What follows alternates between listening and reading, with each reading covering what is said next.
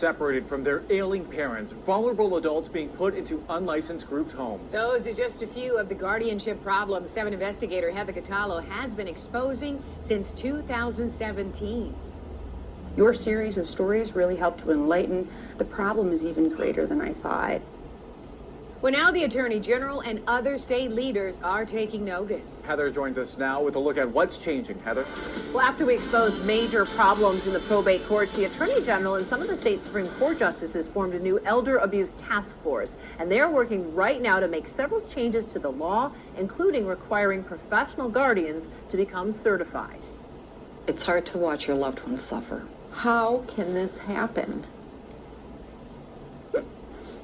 in America? I just want my parents back. For years, families in Metro Detroit have been telling the 7 investigators that guardians and conservators appointed by judges have devastated their families. I had watched those stories, and I really struggled to understand how this could happen in our modern society. Now, Attorney General Dana Nessel is teaming up with Michigan Supreme Court justices and state lawmakers to form the Elder Abuse Task Force, and stopping overuse of court-appointed guardians is a top priority. As an attorney, I'm just horrified.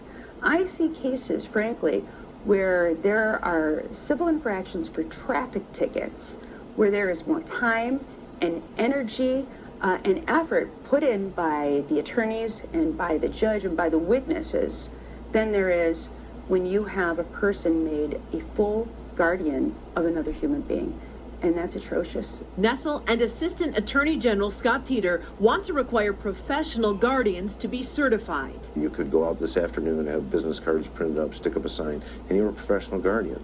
And that's just insane. I mean, that we would have a system where we would use the power of the court and put somebody else's entire life under your control with zero training, zero qualifications, zero monitoring. In Michigan, more than 32,000 adults are under guardianship, which means someone else is making all of their medical and legal decisions for them. Conservators are also appointed frequently, and they control all of your finances. This is not a system designed to help. This is prison. The 7 investigators have showed you case after case where family members say professional guardians have prevented them from seeing their loved ones. The task force wants to change the law so visitation will be allowed.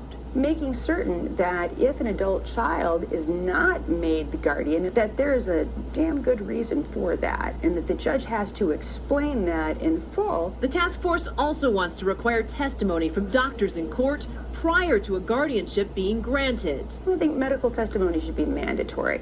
If you're going to make an assessment that an individual can no longer care for themselves, you ought to have a medical professional who's going to attest to that, and not just an attorney who says, well, I went and I spoke to this person for 5 minutes and it seemed like they weren't really capable of understanding what I said to them. The end.